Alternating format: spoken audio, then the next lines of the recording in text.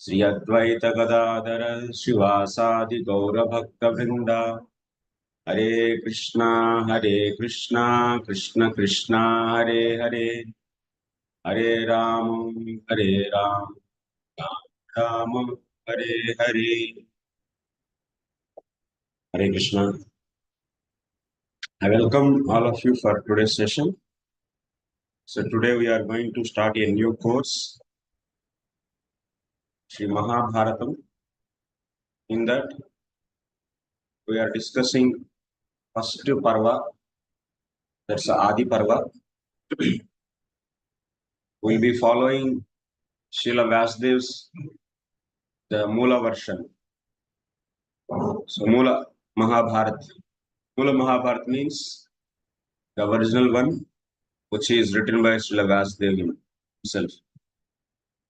Actually, there are so many Mahabharatas are available in India. If you see based upon different states, there are the various Mahabharatas are written based upon the Srila Vyasadeva's Mula Mahabharata. So, but we are going to discuss based upon the Mula Mahabharata, because if we follow any regional Mahabharata, there is a big problem. Actually, there are so many misconceptions are being spread. Okay. So why we are starting this course? So you might have some questions in your mind. Actually, we have Srimad Bhagavatam, which is completely Dharma Projita Kaitavotra Paramo Nirmatsaranam Sakam Vedyam Vastavamatra Vastushivadam Tapatrayon Mulanam. This Srimad Bhagavatam is completely pure and it's free from the Kaitava Dharma. That means that Dharma which is explaining about, if you see Srila Vishwanath Chakravarti commentary, Vishwanath says here Kaitava Dharma means a fruitive work. So doing these different kinds of the works for getting the material results. So such a Dharma is completely rejected and purely Bhagavad Dharma is discussed. That means how to serve Krishna. And what is the Swarupa of the Suddha Bhakti, pure devotion. All these things are being discussed in the Srimad Bhagavatam. So that's why Srimad Bhagavatam is completely pure. And that is the cream of all the Vedic literatures. It's a Nigama Kalpataror Galitam Phalam. It's a ripened fruit of all the Vedic literatures. So Srila Vyasadeva wrote that finally, because after writing all 18 Puranas, Mahabharata and also Vedanta Sutras, he was not happy. But after writing Srimad Bhagavatam, he is completely satisfied. So that means that is the ultimate essence of all the Vedic literatures. So now you may get the doubt, instead of discussing Srimad Bhagavatam, why this course is being started. Because even after compilation of Mahabharata, Vyasadeva was not so happy. So then what is the need of discussing this?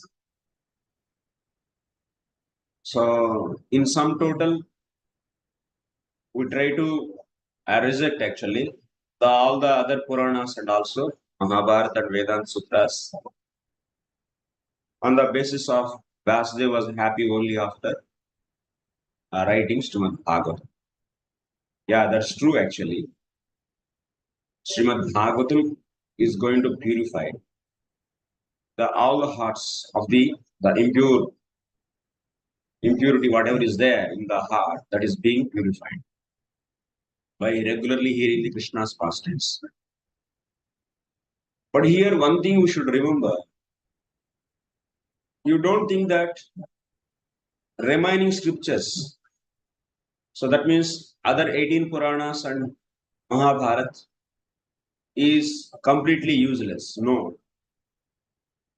In Mahabharata also, Krishna is being glorified. Then what is the difference between the, and also in other 18 Puranas also Krishna is being described. So then why? So what is the difference between the then 18 Puranas and Mahabharatam, and comparatively if you see with the Bhagavatam, what is the difference? Only the difference is the essence, actually in Srimad Bhagavatam, every Upakyana is discussing about pure devotional service. That means whatever the speaker, whoever is the speaker and whoever is the listener, the questions also asked in the direction of pure devotional service. And also the speakers, various speakers you can see in the Srimad Bhagavatam. Like Suta Goswami is a speaker, and Saunakadi rsis are the listeners. And Sukadev Goswami is speaker, Parshit Maharaj was listener, Brahmaji was speaker, Narada Muni was listener. So like this, there are so many speakers and listeners you can see in the Srimad Bhagavatam. They're all, that means each and every Upakyana is completely towards the what? Pure devotional service. So that's why it is a topmost scripture. But in the Mahabharata also you can see there are so many Upakyanas about the pure devotional service. So, but what is the difference? In Mahabharata, you can see other than the pure devotional service, Dharma, Artha, Kama, and Moksha, other remaining 4 Purusharthas are also being discussed. These Purusharthas are also discussed, and that's why, and of course, you should know Bhagavad Gita, which we regularly promote and study. So, that is also part of Mahabharata. Only thing is, it is not condensed form of the pure devotional service. It is describing about the various dharmas, various duties of the persons in the society, like Brahmana, Kshatriya, Vaishya, Sudra, and Brahmachari, Grihastha, Vanaprastha, Sannyasi. Like these various dharmas are being discussed in this scripture. Instead of the Bhagavad Dharma, there are other dharmas which are related to the body are also being discussed. So actually,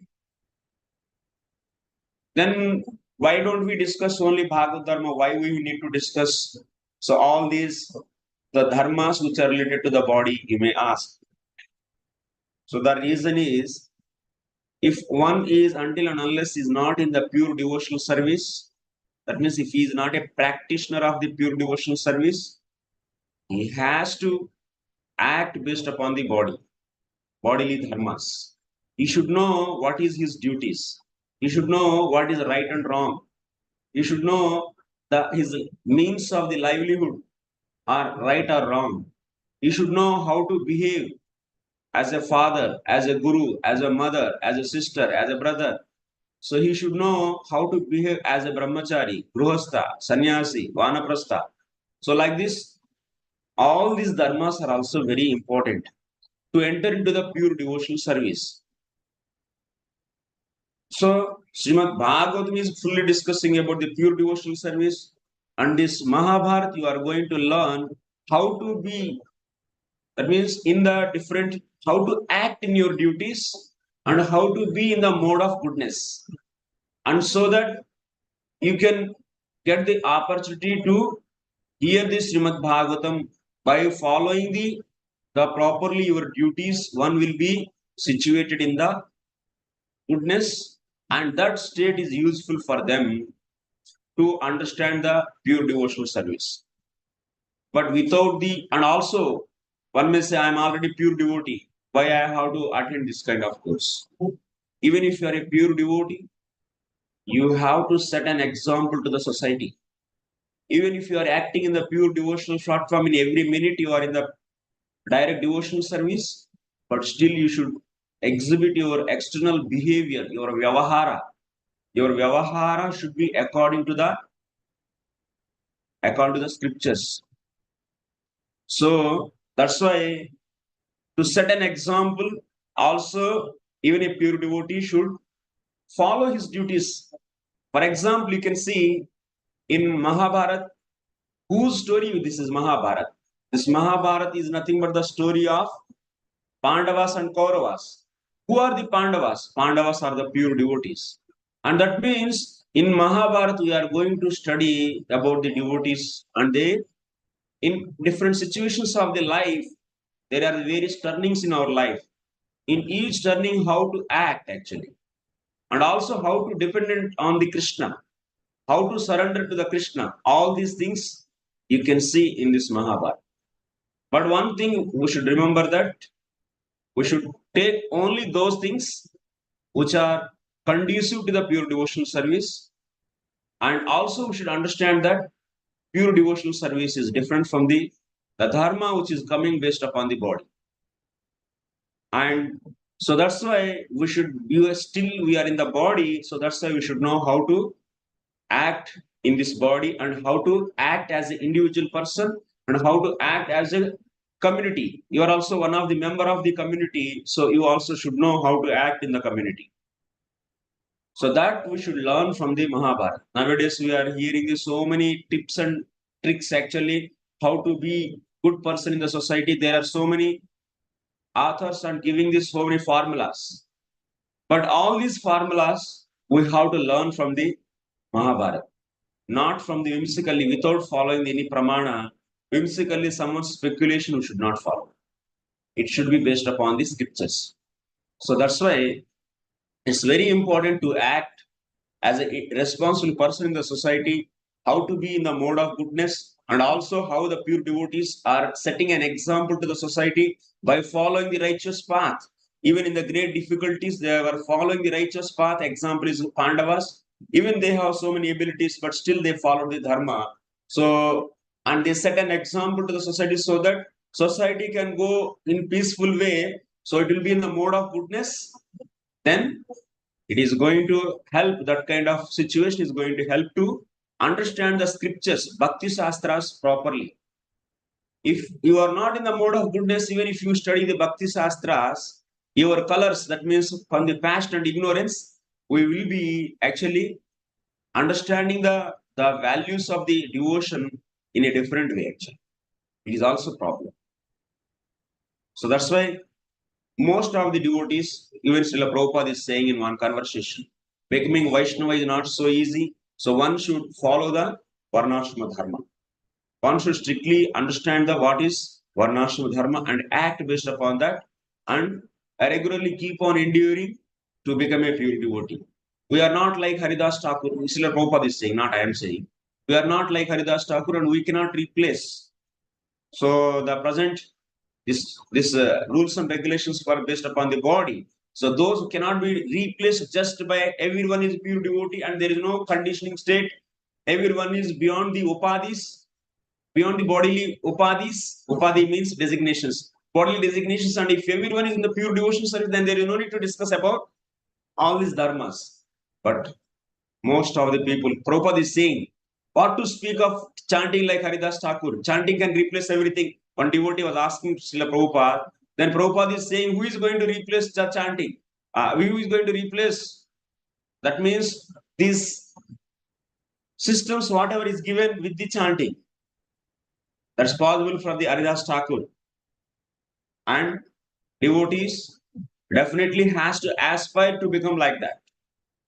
But Srila Prabhupada is saying in that conversation, becoming pure devotee is not so easy, but one should keep on endeavoring by being situated in the mode of goodness, by following properly their dharmas and keep the devotion as center.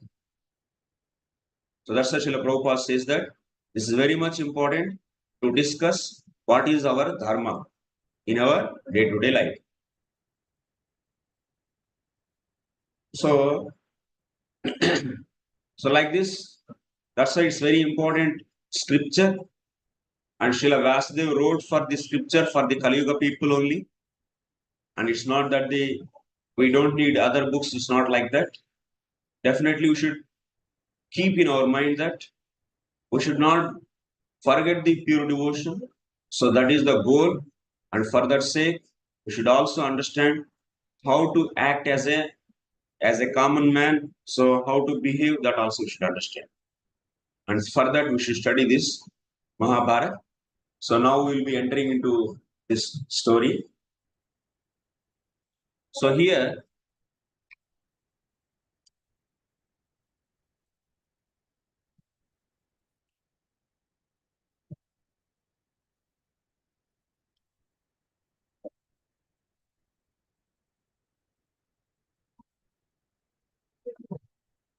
I'm not going to show any text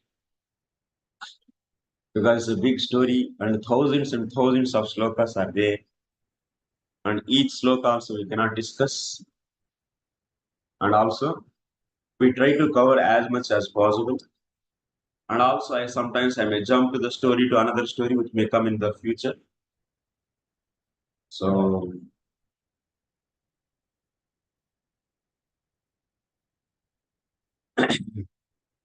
we'll begin how this Mahabharat. So, initially, everyone should study Mahabharat or understand or listen or hear or speak. First of all, you should pay obeisances to the Narayanam Namaskritya Naram Chaiva Narottamam Devim Saraswatim Vyasam Tato Jayamudirayet. Mahabharat is also known as Jayam. This is another name for the Mahabharata. Sometimes the Jayam is also called for all the 18 Puranas are also sometimes known as Jayam. So here, Mangalacarana Sloka, Narayanam Namaskritya Naram Chaiva Narottamam Devim Saraswatim Vyasam Tato Jayam Mudirayet. So whoever is going to speak this Mahabharata, first one has to pay obeisances to Narayana and also Nara. These are the two important characters which are being discussed in Mahabharata very extensively. Or who are those? That's Nara and Narayana. The portion of the Nara and Narayana entered into Krishna and Arjuna, and that's why they are Krishna and Arjuna. Nara and Narayana are nothing but what? So these portions are entering into the Krishna and Arjuna. So this we will see in the Srimad Bhagavatam 3rd canto, 2nd chapter. We'll see that. So in the commentaries, Nara and Narayanas are nothing but, so these are the portions which are entering into the Krishna. Krishna is not the avatara of the Narayana. The Narayana portion is entering into the Krishna, and also Nara portion is entering into the Arjuna. Okay, so first one should pay obeisances to them. Devim Saraswatim, and also one should pay obeisances to Saraswati. So she is the goddess of what? She is the literature, right? So she is the one who makes. So to understand these narrations, whatever we read, all these upakyanas. So that's why Vidya, she is a Vidya Devata.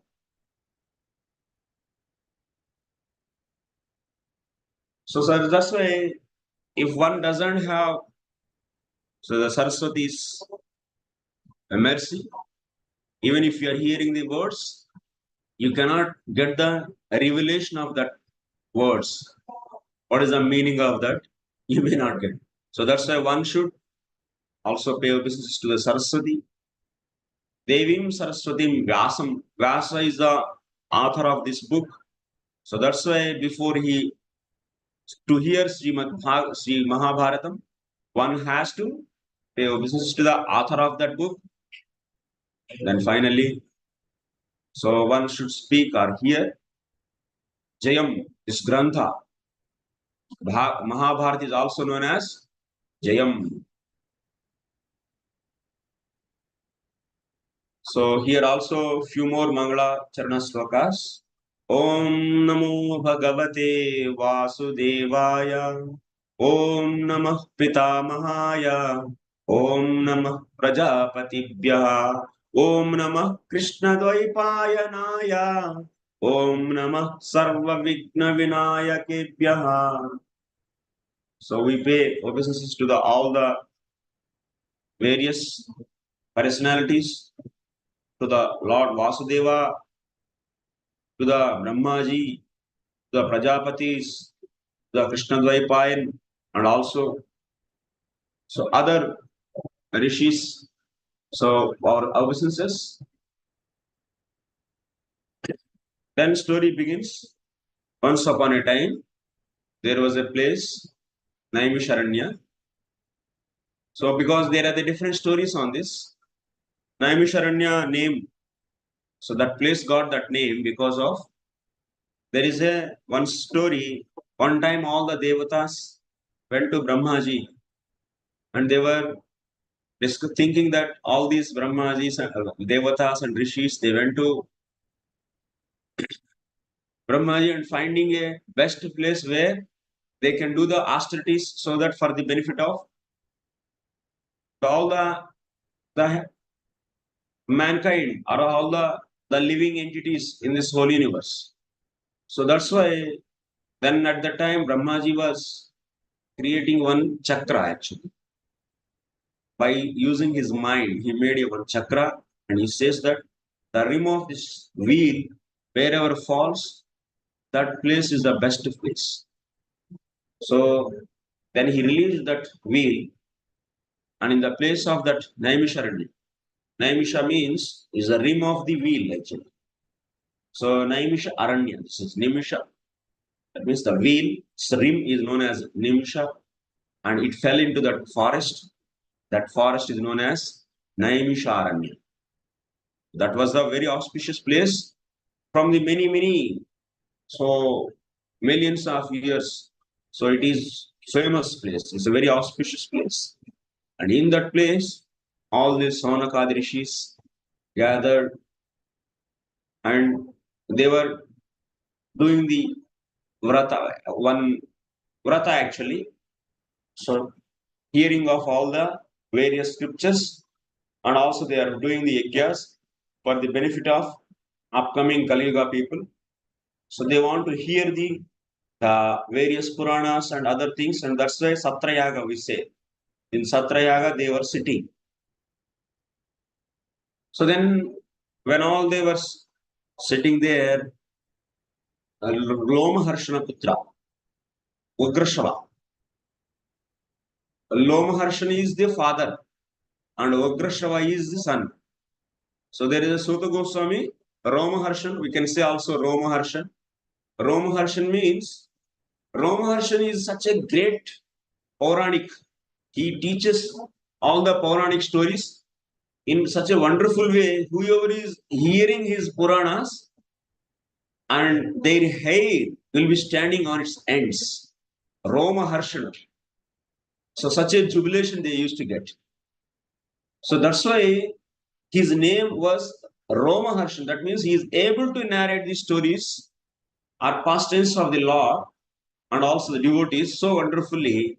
So that people's hair was standing. So that's why his name is known as Romaharshan. And his son is Ugrasrava. Ugrasrava Suta. Ugrasrava Suta came to that Saunakadi Rishi's place, that's the Naimisaranya. And Saunak Rishi was the Kulapati. He was the in charge of all the various rishis and munis. So Kulapati means is like a chancellor. You can say now the chancellor actually, the universities. It's like a chancellor.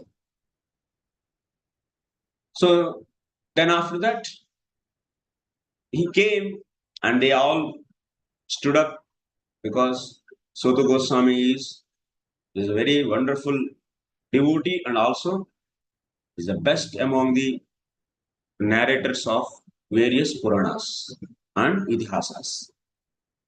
And he was given duly respected by all these rishis by paying obeisances to him, and they offered a place nicely to sit.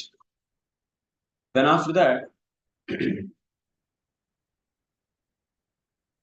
so they are all very much excited to hear various pastimes from him actually.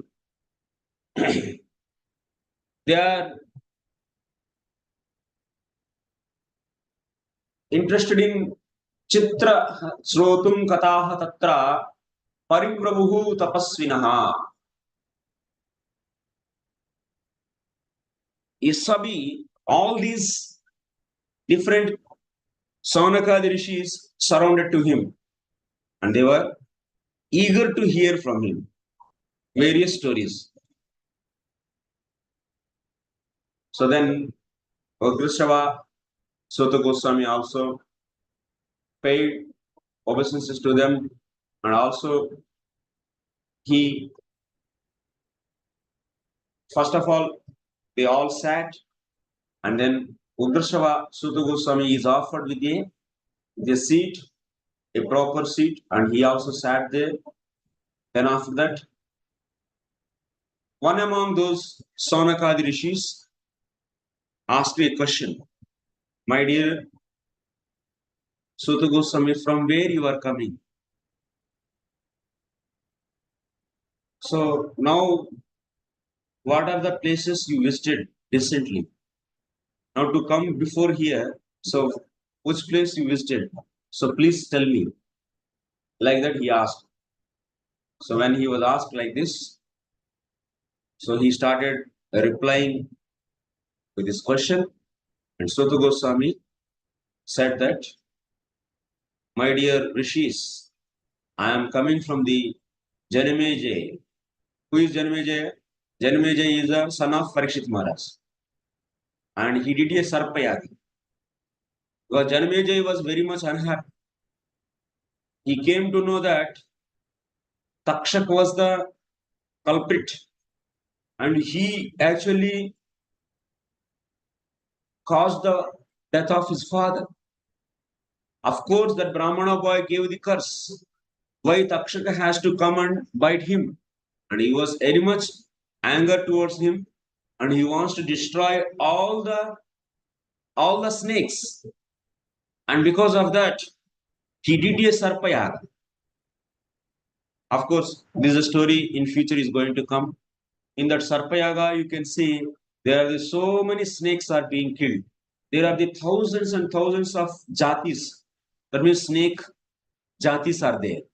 And in that, particularly those jatis are being killed. Kadru gave one time a curse to her children. They didn't hear their mother's words. Kadru was, one time she put a bet with, so Vinita, she was the co-wife, and that's why at that time Kadru asked her children, you go and make that one horse was there. So that came from the Samudra Manthan. So to make that horse tail so black color, so she asked the snakes to go and just stick to that tail so that horse can be black and she can win that bet. But anyway, so some snakes, they didn't accept the mother's cheating nature, and she gave the curse to them. You all should be killed. You all should be killed in the another future time. So then those snakes are being killed in this Sarpayaga. We'll be discussing this story in detail. So Sutta Goswami was saying that I came from this Sarpayaga, and there I heard Krishna Dvaipayan Vyasadeva asked Janamejaya, asked the Vaisampayana to narrate the Mahabharata story to Janamejaya. And I also sat in that assembly and I heard the story of Mahabharata. Like you can see, father Parikshit Maharaj is the father of Janamejaya, and Sukadeva Goswami was narrating Srimad Bhagavatam. And his son Janamejaya, he heard Mahabharat from Vaisampayana. So that's why in the future you will be seeing Vaisampayana Uvacha, like the Sukha Uvacha, Sri Sukha Uvacha we see. The same way Vaisampayana is the disciple of Krishna Dvaipayan.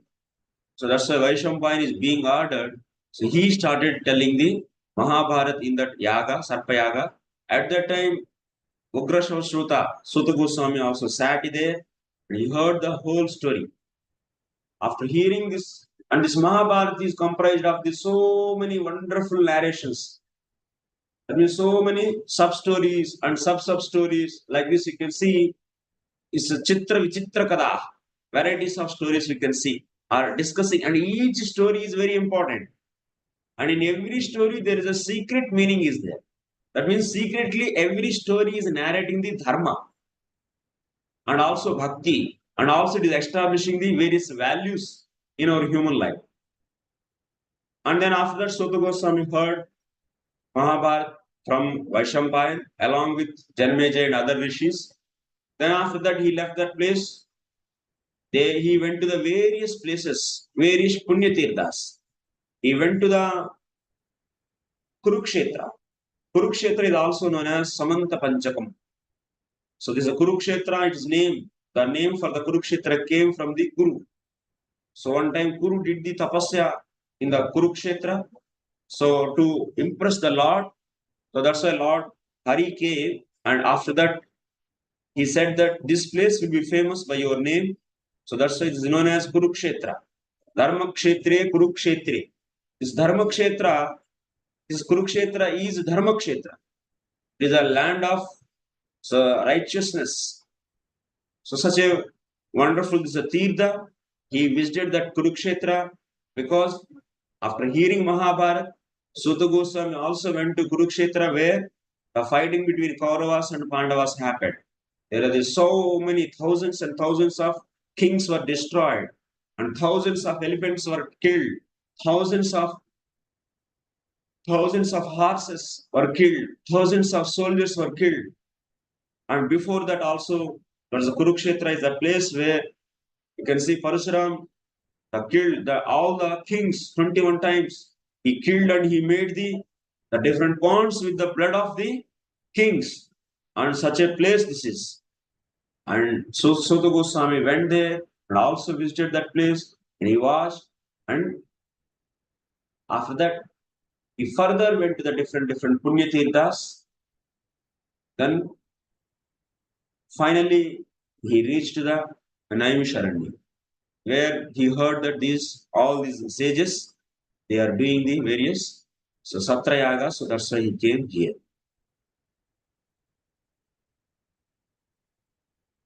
And so the Goswami, seeing all these sages, they are all Kruta Abhisheka Suchayaha, Kruta Japyahutagnaya, Bhavanta Asane Swasta, Bravimi Kimaham Dvija, Purana Samhita Punya, Katha Dharmartha Samsrita, Iti Vrittam Narendranam, Rishinam Cha Mahatmanam. So Suta Goswami, seeing all these sages, they do yajnas actually. In Vedic culture, every time, every day, actually, Nitya Agnihotri, they do the yajna.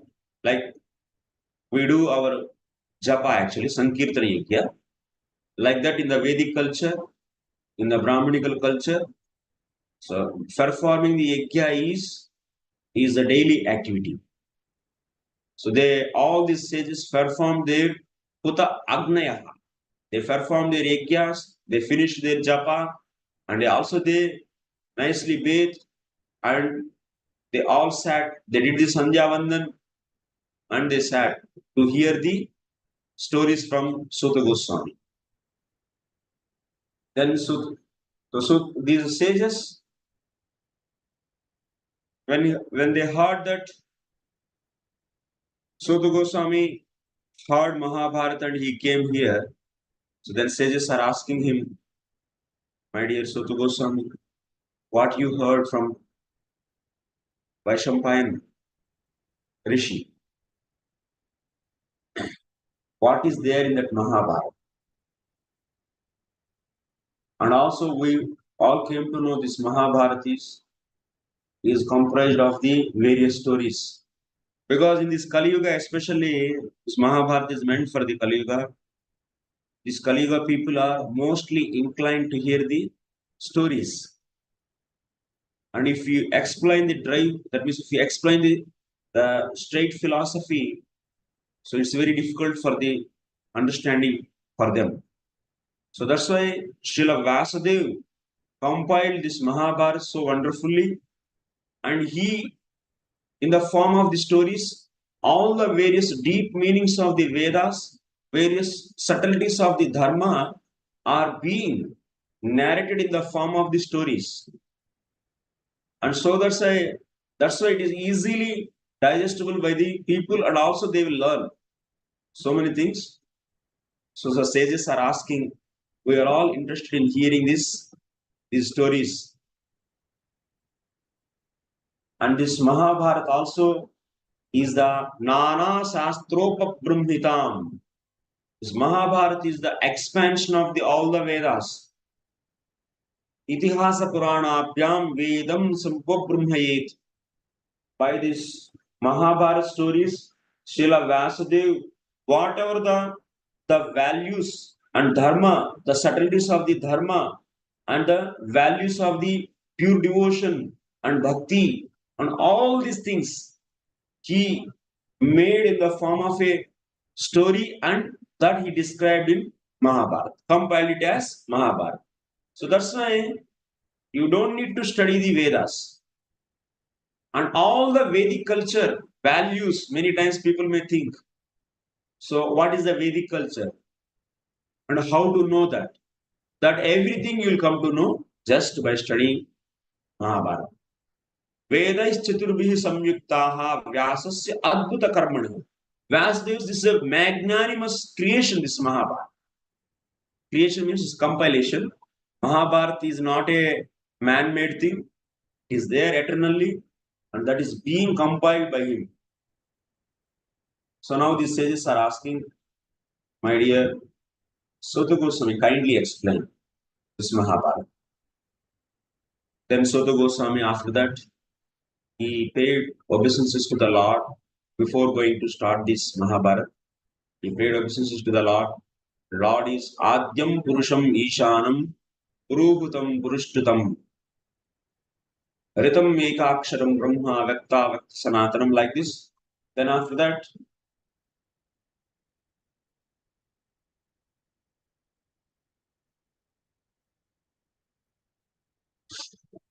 this Mahabharata was there eternally.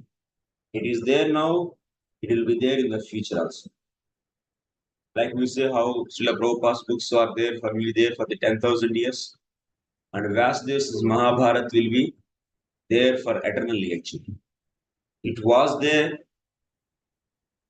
Anadi, that means from the beginningless, it was there. It is there now, it will be there.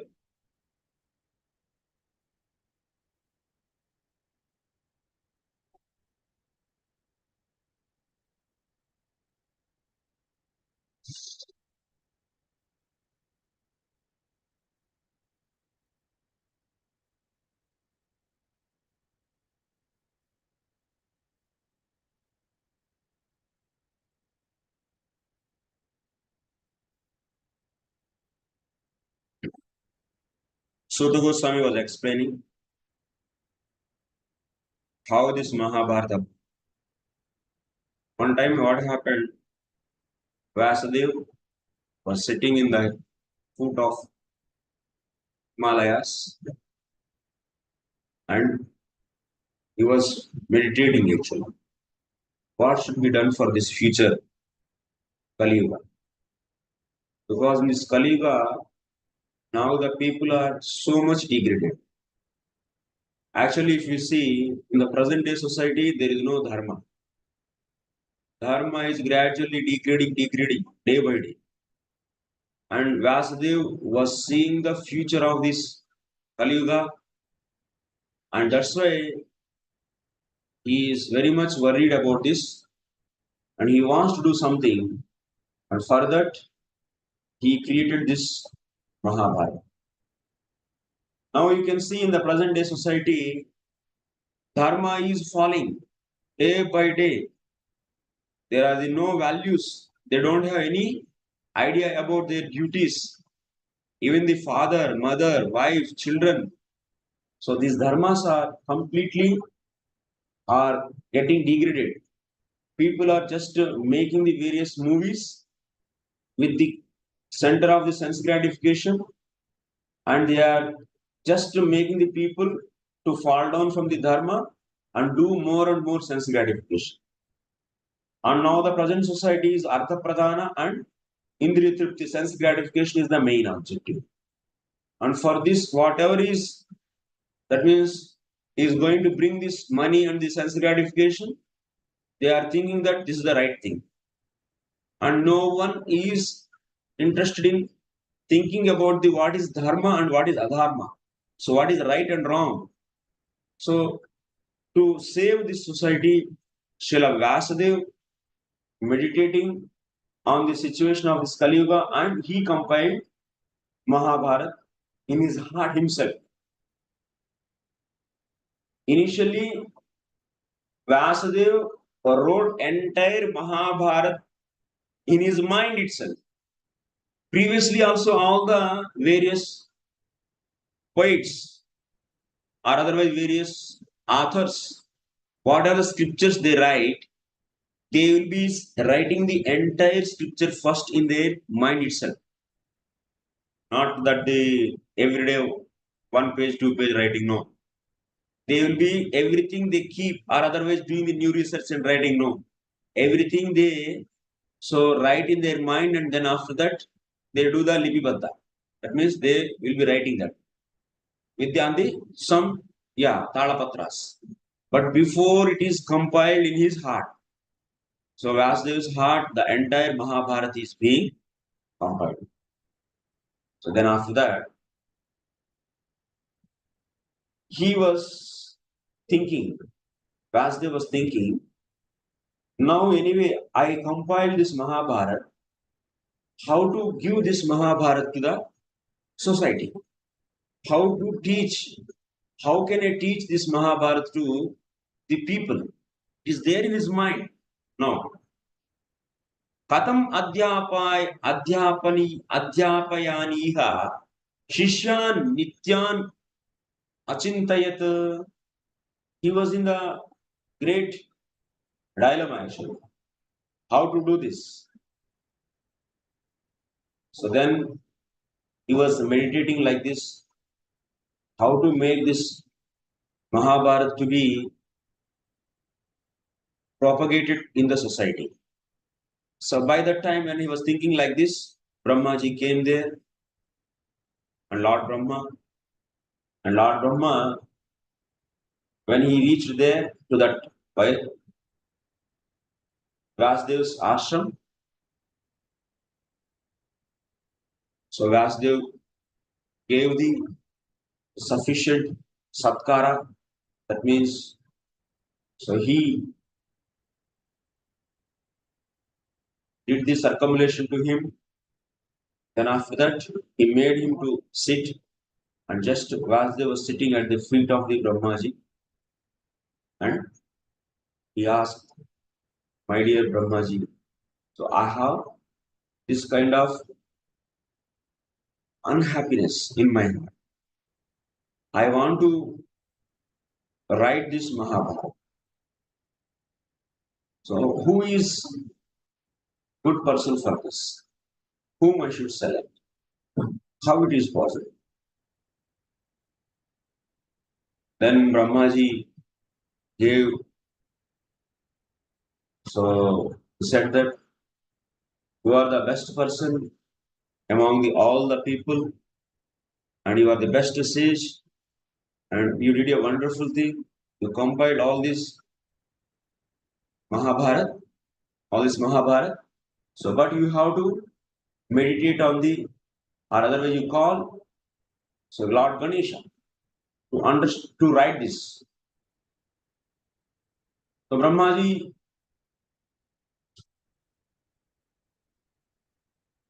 after saying this, he went back. So then after that, Vyasadeva was meditating on Ganesha. So he invited Ganesha.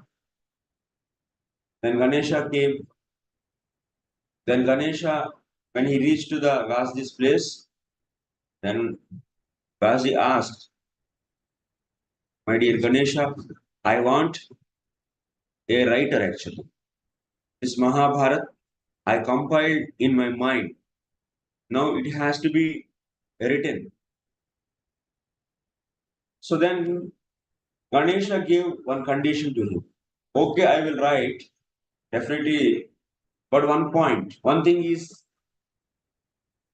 if you stop for a moment, that means if my pen is stopped for a moment, for a few seconds also, then I will be leaving this place. I cannot write further. Like that, he put a condition. After hearing this, Vyasadeva also put one more condition. Acha. So you have one condition, so I am also having one more condition. Whenever actually, whatever I speak to you, whatever I narrate to you, you have to understand that, then only you should write. Like that, Vyasadeva also gave the condition. Then for that, Ganesha said that, okay, Om. Om iti uktva Ganeshopi babhuva kila lekhaha. Like that. So Ganesh became the writer for Mahabharata. But here Vyasadeva can speak, but he made a one thing. He narrate, Vyasadeva used to narrate 10, 15, 20 slokas like this. And after that, he is going to put a one more sloka such a way, so it is not so easy to understand. The direct meaning, if you see that sloka, is very different. And that sloka's inner meaning is very different. And if you see the direct meaning, you may think, oh, in this situation, why it is spoken like this? It is entirely contradictory to the present context, like that you see. But when you deeply think about that sloka, then you'll understand, oh, actually, this is the original meaning. Like that. These are all we know as knots, actually. After 10, 15 slokas, after every few chunks of the slokas, so Vyasadeva used to make a knot like this, knot slokas, K-N-O-T knot. And by this, what happened? Ganesh also used to take few minutes or few seconds or sometimes even more time to think about that. So to understand that. So like this, by that time, Vyasadeva used to compile, that means used to remember other set of the slokas and he used to narrate. So like this, it keep on, it went on like this. So many years, it's more than 3 years. It's 3 years. It took total 3 years. 3 years of time it took. You may think only 1 lakh slokas, 3 years. It's not 1 lakh slokas. It's a 60 lakhs of slokas actually. Original Mahabharata. Anyway, I'm going to say that. This Mahabharata is Agnanatimirandasya lokasya tu vicheshtataha Gnananjana shalakabhir netron milina karakam Dharmartha kama mokshartaihi samasa vyasana kirtanaihi tatha Bharata suryena nunam vinihitam tamaha. Mahabharata is like a sun, like Puranarkodhunoditaha. We see in the Bhagavatam, Bhagavatam is also like a sun. Similarly, Mahabharata is also like a sun, and it is Dharma Artha Kama Moksha Arthaihi. In this, what is Dharma? What is the righteous way of earning the money? And what is the real Artha? Nowadays, we think that the real Artha means we think having the some bank balance, we think it is a really wealth. But in the Mahabharata, you can see the real wealth is the cows, and real wealth is the various, that means grains, fruits, land. This is the real wealth actually. So that's why Mahabharata is going to describe the what is real wealth, and also the sense gratification. Kama means, so people has to be regulated in their desires. So that means their sense gratification has to be regulated. So that's why the conditions are there for the grihastha, the life. That means they can do this kind of sense gratification. For brahmachari, for the vanaprastha, for sannyasi. So what is allowed and what is not allowed is being discussed here. This Mahabharata. Samasa Vyasana Kirtanaihi.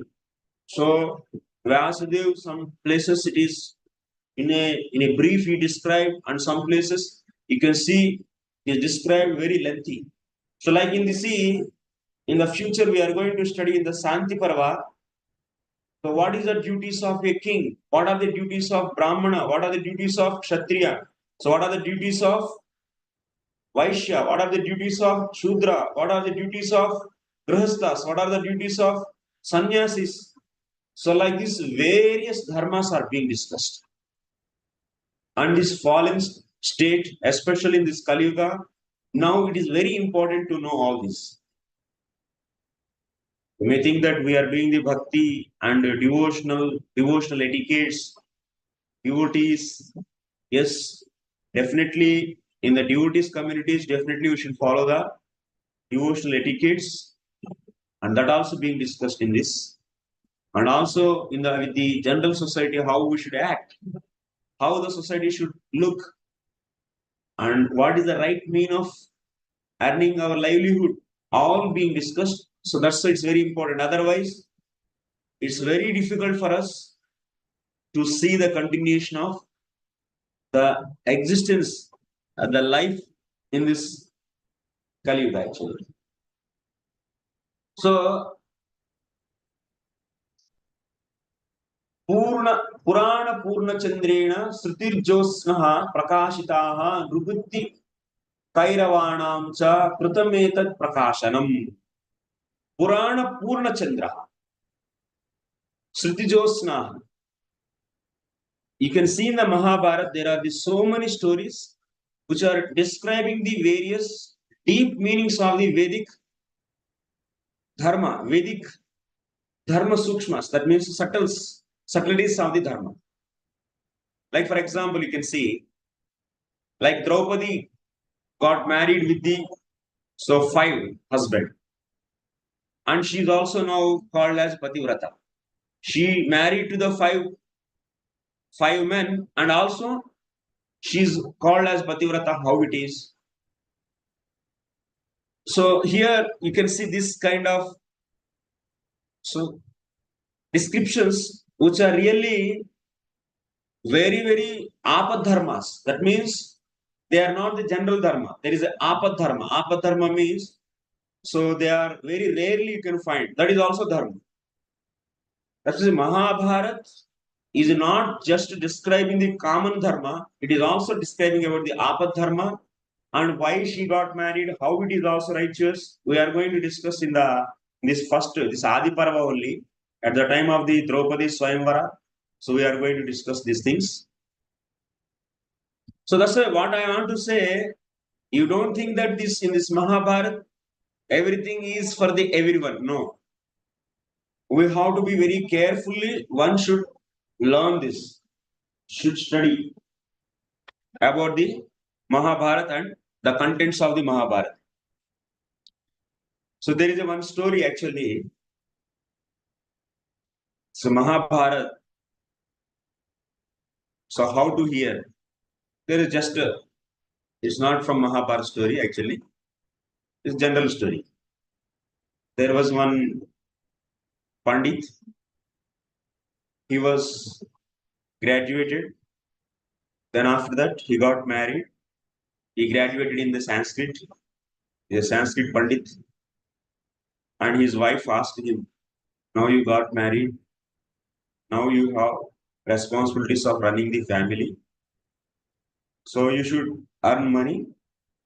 But you are the expert in the Puranas and Itihasas. You did the Purana Itihasa Acharya degree. And that's why, so you can do one thing. Whatever Vidya, education you have, you can teach that to someone.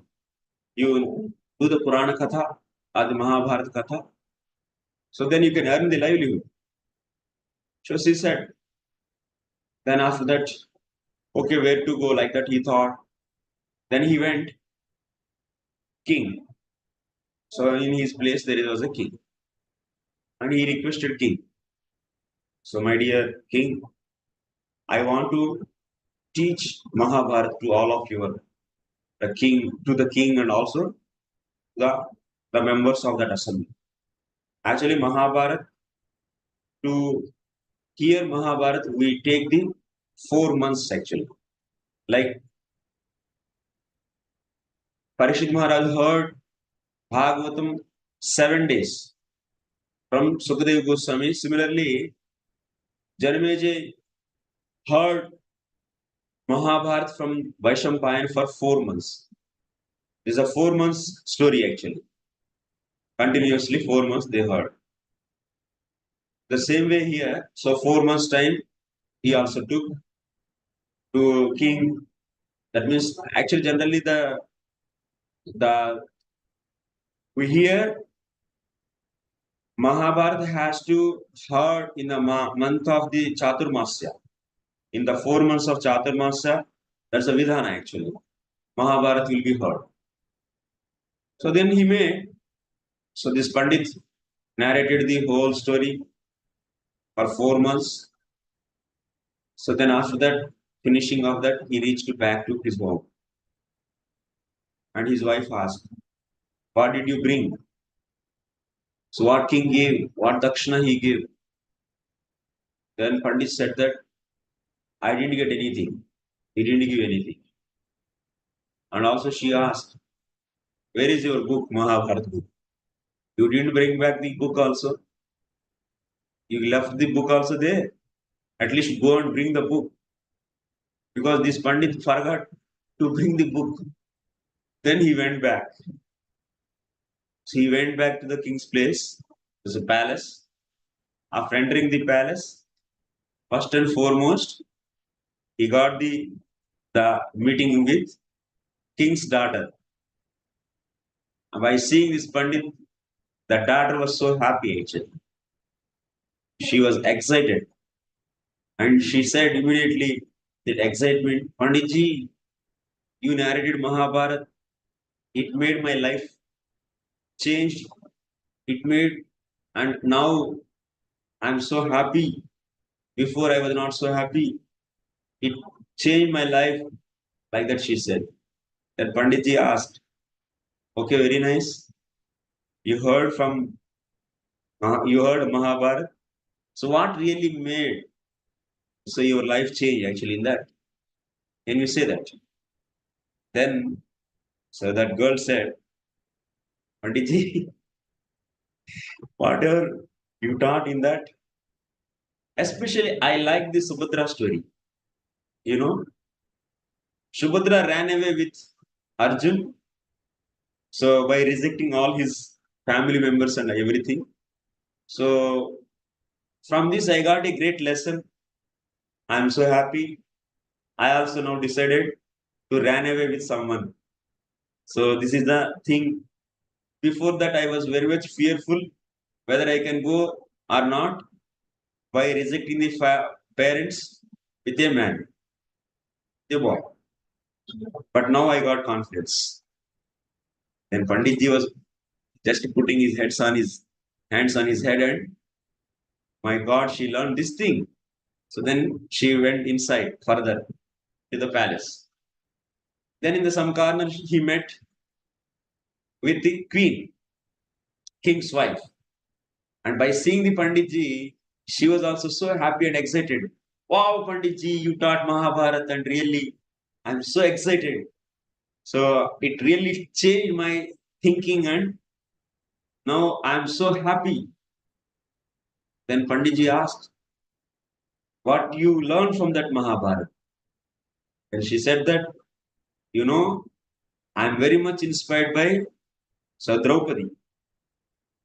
And I I heard from you she had 5 husbands, but still she is chaste woman.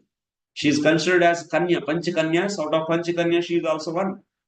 Like Sita, Savitri, and Draupadi, and so and so. These are the Panchakanyas, and they are among them. She is also one. That means she is very greatly qualified, even after having the 5 husbands. So I also want to follow Draupadi. So I also further, now I have one husband. I will definitely progress further. So this is the lesson I got from you. from Mahabharata. Then this Panditji became, oh my God, this thing she learned. Then after that, he is further going inside to the palace. Then he met with the king's son, Yuvraj actually. And by seeing Pandit, he also so happy actually. Wow, very nice. So Panditji, you are so wonderful actually. I'm so happy by hearing this Mahabharata from you. And I learned a great lessons from that. And Panditji asked, what you learned? And he said, see Panditji, this Kamsa, so Kamsa's father was not giving the kingdom to him, but Kamsa, what he did, his old father, he sealed him in a prison, he kept him in a prison, and he declared himself as king. So this character is very much inspiring to me. I'm so happy. So that's why very soon I'm also going to do this. And this is very inspirational to me. Then this Panditji is further very much upset by this. And he further went to so king now. By seeing the Pandit, king is so happy. And king also said that, well, I'm so happy, Panditji. You have given a nice association to all of us for 4 months. And I like so much of your Mahabharata. Then Panditji asked, what is the interesting point you liked and you learned? Then king was saying that, you know, that spirit of the Duryodhana. So he said that he is not going to give you even a tip of a needle of the land to the Pandavas without fighting. After that means without fighting, even he doesn't want to give even a single thing. And from after hearing your Mahabharata, I decided that I don't want to give anything to anyone without fighting. Then after hearing this Panditji, oh my God, if I ask Dakshina now, he will ask me to fight, and better to go away from him. Like that, he immediately took his book and he ran away. If I ask, then he may kill me. So like that, so you have to understand here, many times, many people, they are narrating the Mahabharata. You can see there are so many stories are being, so many characters are being described in the form of the movies, in the form of the, that means poetry. So many things are done. But the main thing is, like in some cases, you can see sometimes. So Karna was glorified even like anything, even better than the Pandavas. Also, you can see sometimes. So people are missing the essence actually. The essential point in the Mahabharata is the how the Pandavas are righteous and they are always dependent on Krishna actually. They are always dependent on Krishna and they are not at all leaving their dharma. Even they have this so much strength and power, they didn't misuse actually. And they, like this, you can see the deep meanings. But many people they say why Yudhishthir was fighting. Yudhishthir played that cheating game, gambling game. What is the reason? And there are so many that Draupadi was laughing, and by seeing the Duryodhan being a woman, she laughed, and it is her mistake. And this actually the reason for the Mahabharat battle. Yudhishthir is only the mistake. He did the mistake. Like this, we hear this so many various so-called speculations from the various people. This is not the right lessons from that actually. There is a very subtle dharma is there. In the case of Yudhishthir Maharaj, why he played the gambling game? What is the reason actually? Devotees means you should not play gambling game. All the devotees we have given 4 regulative principles are now. 4 regulations. What are the 4 regulations? No meat eating, no gambling, no cheating, no intoxication. Okay? No illicit sex. Like that, no gambling, no cheating means no gambling. Okay, that is one thing. So like this, we have a regulatory principles. Then Yudhishthira Maharaj didn't follow this, being a pure devotee.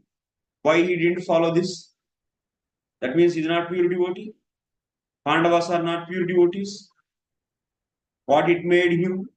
Why he played the gambling game? And because of his playing only, he lost his kingdom. And then there was a need to fight, and there are so many people, innocent people are killed. In this way, if you see, all the dosha is there with whom. Even of course, Duryodhana is also a bad person. What kind of good person? Yudhishthira is what kind of good person? What Dharmaraj? So Yudhishthira Maharaj, how he is good person? One may think like this. And also they say like this. But actually what? What is the reason actually? What is the reason? Yudhishthira is really wrong. He is not a pure devotee. What was the lesson we should learn? What is the real picture there? What is the subtle point? So just for timing, I am saying here, but we can elaborately discuss in the future stories. Why Yudhishthira played the gambling game? What is the reason? The reason is, actually before happening this gambling game, before the invitation, there was Rajasuya. In that Rajasuyaga, Shishupala was killed.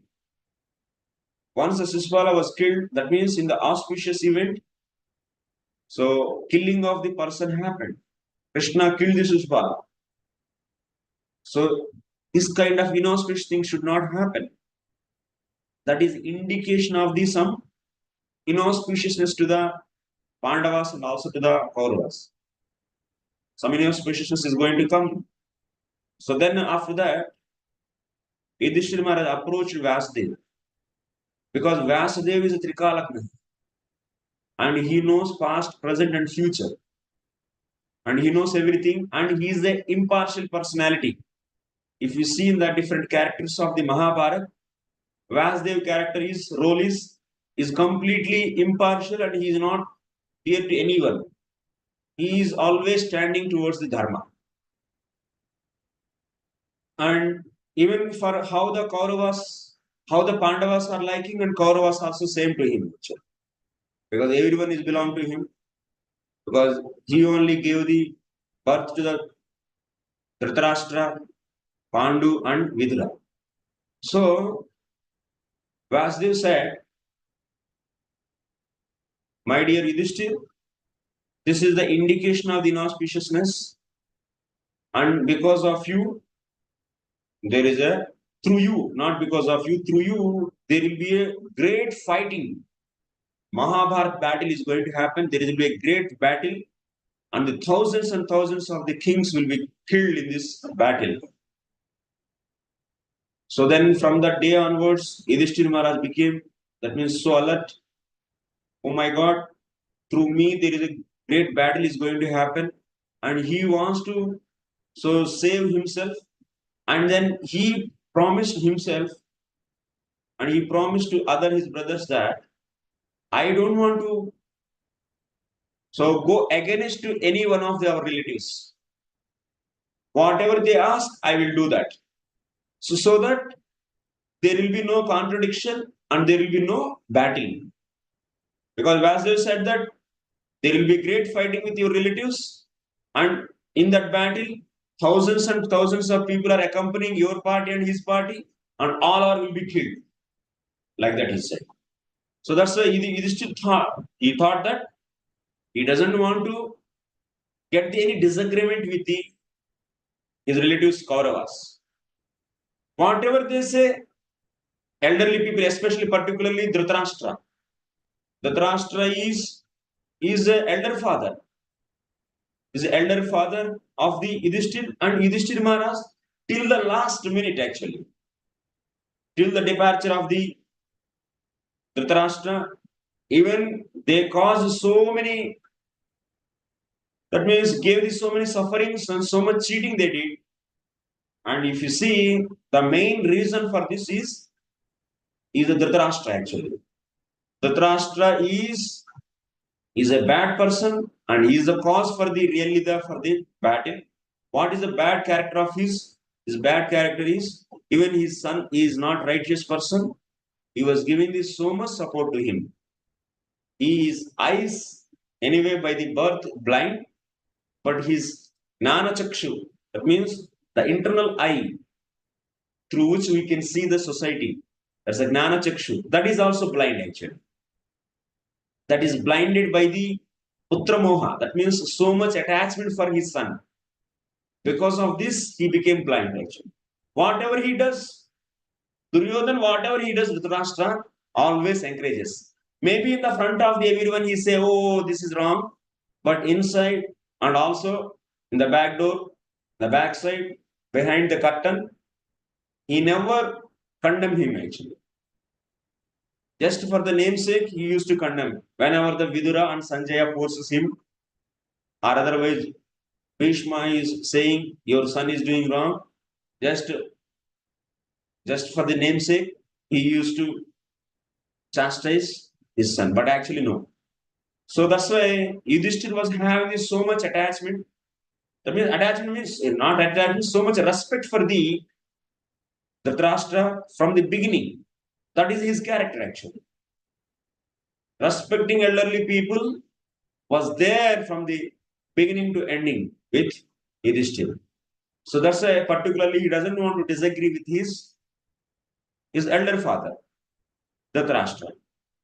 When Dhritarashtra invited him for playing the gambling game, so he didn't say no actually. He didn't say no. Because he doesn't want to create any contradiction with his relatives. And that may cause for the fighting. That already being alerted by Vyasadeva. So like this, these are the several reasons are there. This is one of the reason. Like that you can see. There are so many subtle points actually. That means Yudhishthir Maharaj, he doesn't have any flaw actually in him. There is no flaw in his character actually. Only thing is, we have to understand what is the dharma he is following. That means respecting elders is the dharma actually. Is the dharma. And that too, Vidura came and passed this message. We can see at the time of the discussion of that also come in the Sabha Parva actually. So at that time, that's the next Parva actually. So at that time, we'll be discussing that also. There are so many subtle reasons are there. Subtle dharma is there. And without understanding this, if you read the Mahabharata, like you can see, one woman got the five people she married simultaneously at the same time. Not the giving divorce. Nowadays, you can see 5 people nowadays also they are married. But at a time, 5 they are also don't have. They are having one after one. They give divorce to one and they go for the another one. But now she is having the 5. But what is this? Here also you can see all these 5 Pandavas are not different. He is only one. That is Indra. Only one Indra became like he manifested himself in the form of 5 Pandavas. There is a story actually is going to come in the future. There are the 5 Pandavas. That means 5 Indras. That means different portions of the Indra. Indra is a king of all the Devatas. Being a king, so king is possessing all the different controlling powers. He has the controlling power of, like the Vayudev is a controller of the wind. So wind controlling power is there in the Indra. So being a king, it is there. That power is there in him. Okay, you are understanding that portion. That means which is there in the Indra, the wind controlling power. That is nothing but so Vayudev's Amsha. That is there in where? In the Indra, and that portion of the, Vayudev, what he did? The Indra's wind controlling power, he has taken and that he gave in the form of Bhimadev to Kunti Maharani. I say the Dharma Devata. So Dharmaraj. So Dharmaraj, so in the Indra is having the power of controlling that means dharma that is there in him. That portion, this Dharmaraj has taken in the form of, has given in the form of Yudhishthira. So like this Indra portion only, Indra himself, so you to, so Kunti Maharani, then Arjuna appeared. Like this you can see all these amshas, whatever are there in the Pancha Pandavas, they are all nothing but one Indra only actually.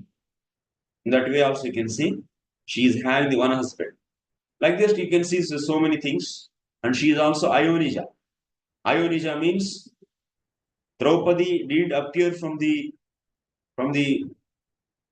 like ordinary people. Like ordinary people, how they do the intercourse and sexual intercourse, and then after that they are producing the children. It's not like that. She came from the Yagnaseni, from the Yajna. It's a different actually. She is not like a human being. It's not like the person of the humans. It's not a child of the humans. And like this, you can see, like Kunti Maharani also gave the birth to various children through the various devatas. She cannot get child from her husband Pandu, and she got children from the various devatas. One may think that she is married with one person, and she got children from the another people, the another person other than her husband. What is this? So you may think like this. With the cross view, if you see, with the now the present day our society, the people are all completely contaminated. Our heart is contaminated, and we don't know what is the subtle point there actually. And our intelligence became so blunt. We think that, oh, Kunti got the children from the various devatas, and she had so children from other men.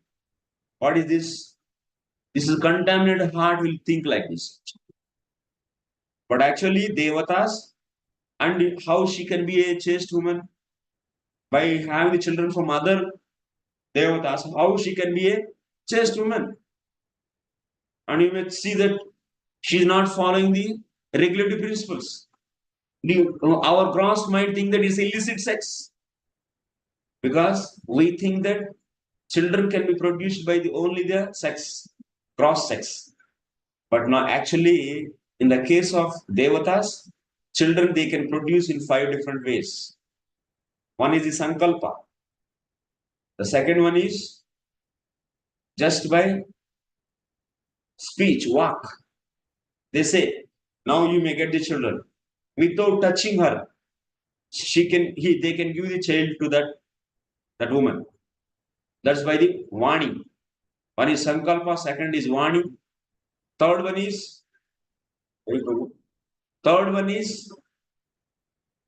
the Sparsha, just by touching like this. Just by touching on the head, so they will be getting the children. And fourth one is just by glancing. And fifth one is Dharshana. Dharshana means normal sex. These devatas can give children by these 5 different ways. And also rishis also can do this. And when Kunti got the children from these various devatas, there is no Garshana. No. Nothing actually. Her chastity is not at all lost.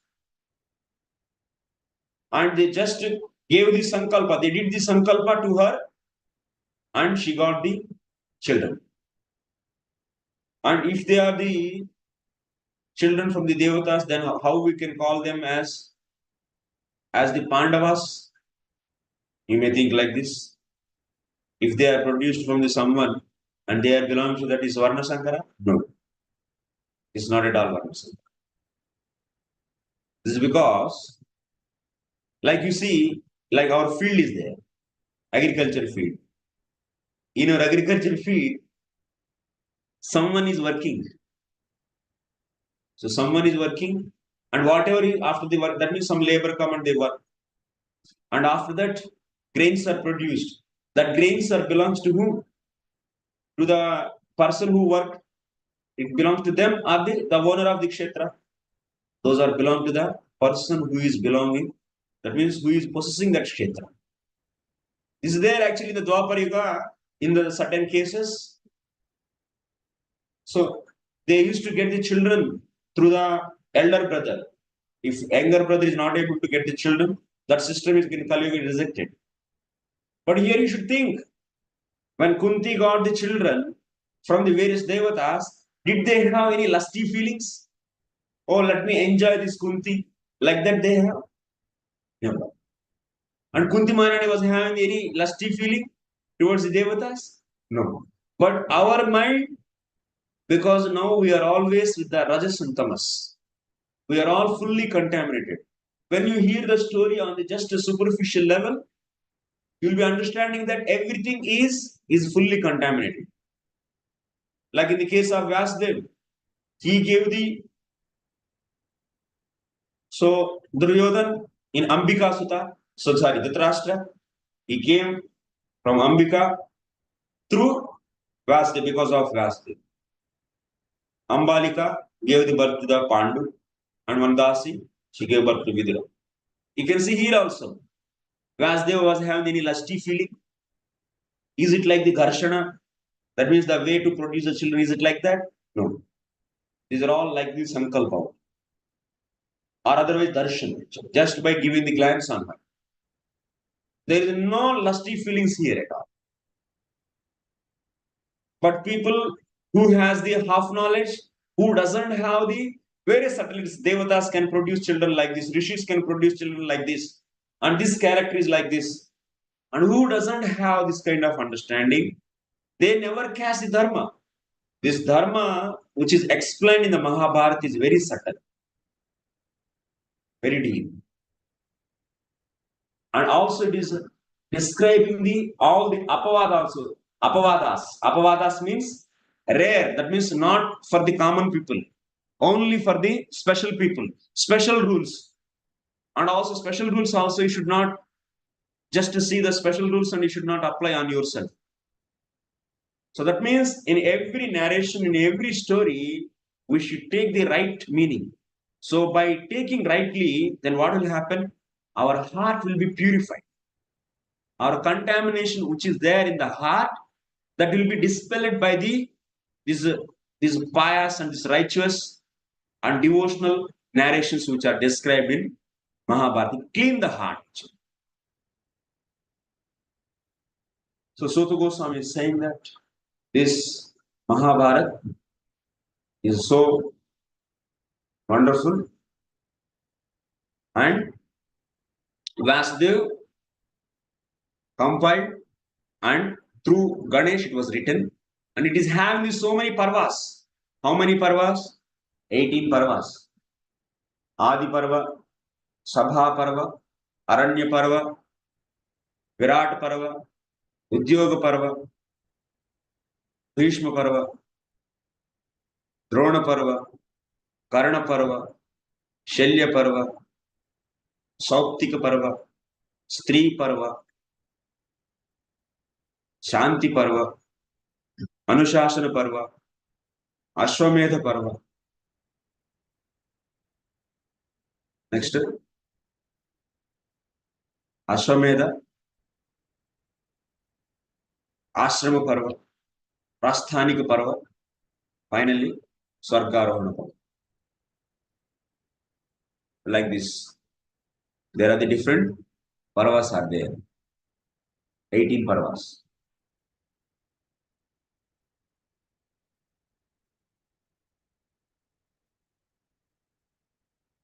Suta Goswami, how this Mahabharata appeared. So he was explaining, and further he is saying to these rishis, Sarvesham kavimupakyanam upajivyo bhavishyati पर्जन्यैवा भूतानाम् अक्षयो भारतद्रुमः.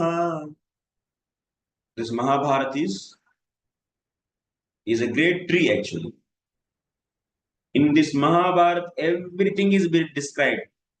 That means all the good and bad you can see. How much bad one can do, that is also being described here. Like in the case of Duryodhana and so and so. And but the people who are having the different modes, who are in the different modes, they will be liking that portion and they are thinking they are getting inspiration for that portion. Like in the case of that Panditji story you have seen, they are in the different modes and instead of taking the right essence, they took the wrong essence. So here also, Mahabharata is Vasochistam. Whatever is there in this whole universe is the remnants of the Vyasadeva only. Vyasadeva described everything in his Puranas and Itihasas and Mahabharata and Vedanta Sutras and all his literatures. Everything is described. All the good and bad you can see in this. But you should know what you should take. That means you should not learn from the bad characters. You should not learn from the Duryodhana. You should not learn from the Kamsa. Oh, Kamsa, he killed his father, or he put him in jail, is not for killing. He put him in the jail and grabbed the kingdom. No, you should not learn from the Dhritarashtra, pampering the wicked son. Everything you can see, but you should learn, you should follow the Pandavas. You should learn from the Pandavas. Sarvesham Kavim Upakhyanam. And one more point, you can see the so many movies, stories, this and that. Everything is based upon the Mahabharata. Like Kalidas wrote the Abhignana Shakuntalam. A few years back, if you go in India also, there are so many stories. Even the Shakespeare and like that people you might be seeing so many love stories, this stories, that stories. Shakespeare's Antony, Bassanio, and what is that girl name is heroine name? Polak is there and Sophia. I don't know. Okay, whatever it. so, so like this, you might be seeing this so many. So writers are describing the love stories and like some battles, ferocious stories.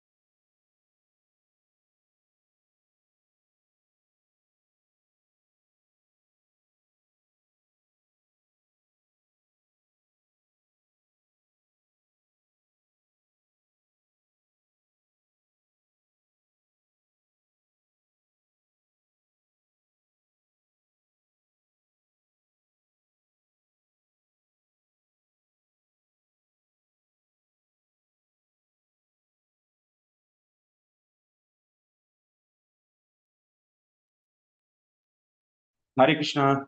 Sorry for the interruption. Just now, actually, internet problem is there, so that's why. So this Mahabharata is the base for the all the whatever the stories, pastimes. That means they take the base of this. This is a base, and then after that they do some mixing of masala mixing, and they produce the new stories. So that's why everything is Vasochistam. Everything is the remnants of Vyasadeva only. Whatever the knowledge you see, whatever the avidya, vidya, both, which are being described by Vyasadeva in his books. Then further, Sukha Goswami was saying that this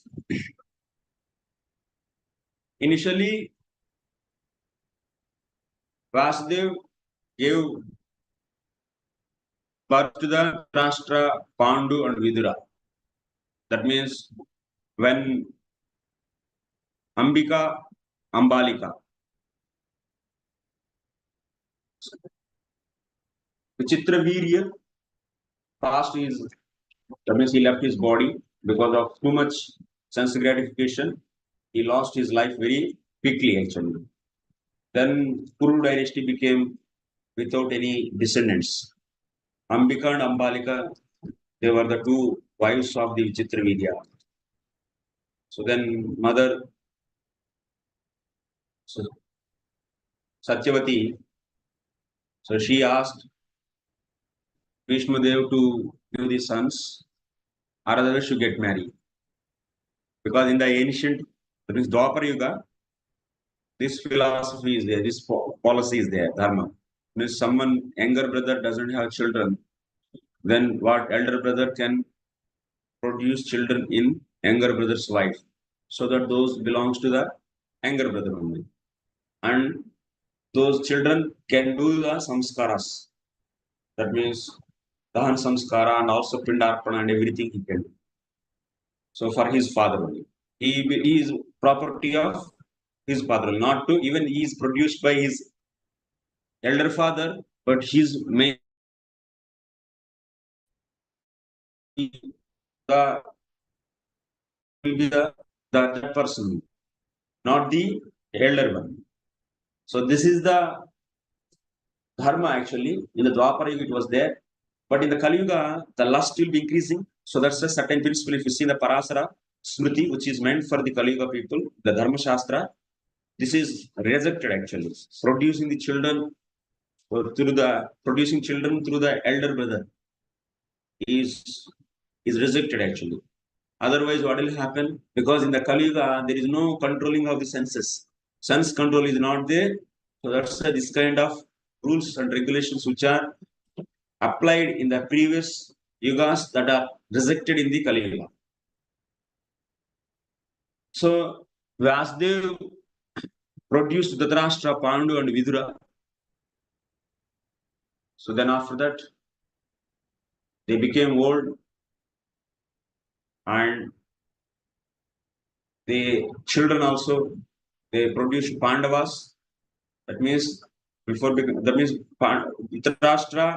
produced the Kauravas, and Pandu, Dhritarashtra are the Pandavas.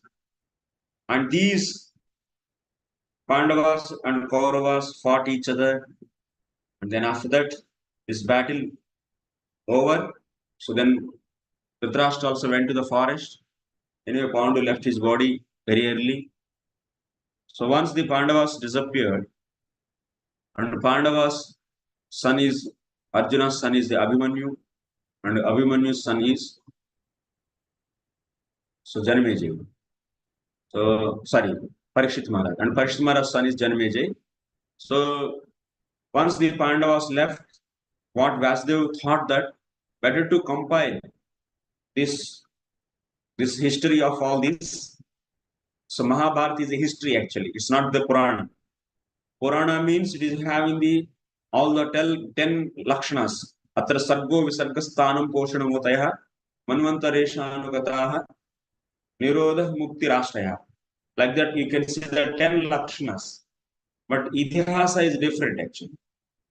Itihasa means is a sequential story. In the Puranas, you don't see any sequence. So, and also those stories are belong to the different kalpas, and there are the kalpabedas. But here, if you see, the Mahabharata is a history actually. So then Vyasadeva, what he did, these Dhritarashtra and Pandu's sons, Kauravas and Pandavas, and they battled, everything he compiled as a Mahabharata. And this he taught to. You don't think that the Mahabharata is written based upon the incident happened here. Incidents happened because which is there in the Mahabharata. Originally, Anadi Kala it is there. Based upon that incident happened, and that same incident is compiled here. That means it's nothing but the original Mahabharata. So then after that, he taught this. In this Mahabharata, you can see Vistaram Kuru Vamshasya Gandharya Dharmashilatam Kshattuh Pragnam Dhrutim Kuntya Samyak Dvaipayano Pravit Vasudevasya Mahatmyam Pandavanam Cha Satyatam Durvrittam Dhartarashtraणam Muktavan Bhagavan Rishi Idam Shatasahasram Tu Lokanam Punya Karmanam. So you can see in this Gandharya Dharmashilatam. Gandhari, how she is a chaste wife. She follows strictly her husband.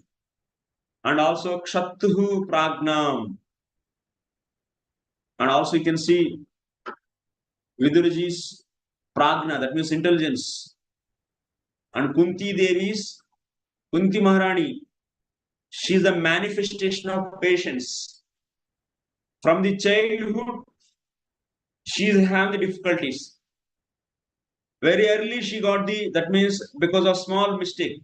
Mistake means some kind of kutuhala, very young girl, less than 12 years.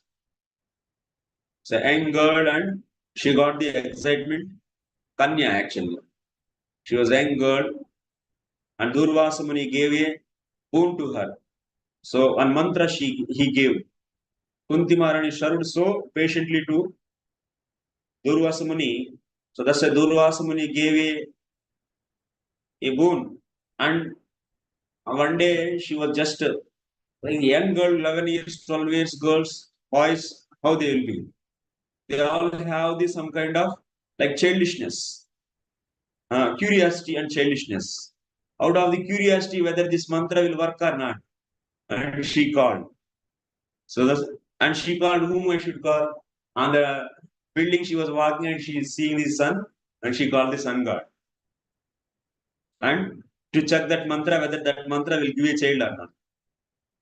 And with the Sankalpa, she did with the Surya Bhagwan and she chanted the mantra and Surya Bhagwan came and he said that if you chant mantra, you have to take the child. That's all. And she's a young girl, so young girl. And she got the pregnancy for the 9 months and hiding that so many difficulties, not knowing to parents and mother also. The help of maid servant, she hid that. After that 9 months, she gave birth to Karna. And then after that, that is such a young girl actually, from the childhood. So she got the first, every woman, she will be having a lot of attachment for the first baby. Because that's a surprising thing, actually, from their body. So they are coming the another body. Actually. They will be having a lot of attachment. That's why she is able to serve. Every mother is able to serve a child because of this kind of love, affection for the child actually. Even they go for the shit, they go for the urine, they go for the so many things, they do so much. So dirty things in the childhood, but still mother is always very patiently serves. That's a great, this is a Prakriti, Lord made like this actually. This is the female nature actually. And but she has to leave that son. She was lamenting like anything. And then after that, Pandu, so she got married to the Pandu. And also very early actually, she lost her. She lost him. and small babies staying in the rishis ashram in the forest and growing up, bringing up them. Then after that, so they came to the Hastinapur for further education when the baby is a little bit grown. Then she was without husband and no support because Kauravas always they are trying to kill the Pandavas. They want to do the harmful things, and she's always protecting the small babies.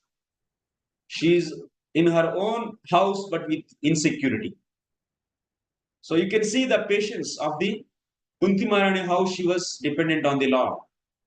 He's always dependent on the Vasudeva, Lord Krishna. And she's always praying actually. You can see this Kuntya, Dhritim Kuntya, Samyak Dvaipayano Praveet. Sota Goswami is saying, in this Mahabharata, this Krishna Dvaipayan described various roles, that means various characters and their various magnanimous qualities. Vasudevasya Mahatmyam. What is there in the Mahabharata? Vasudevasya Mahatmyam. Vasudevas Mahatmyam. Krishna's glories are there. Pandavanam cha Satyatam. Pandavas, you can see. Satyatam, even they got these so many difficulties. They has to go to forest actually. They were sent to the forest. Bhima was having this so much power, and Arjuna was also having is the best among all the archeries. So among that, archery is the expert, number one, world number one. And such a power they have, and they were cheated in that gambling game, and their false dice they brought and they cheated. They could have killed them actually. But they always followed the dharma. And they always followed their elder brother Dharmaraj.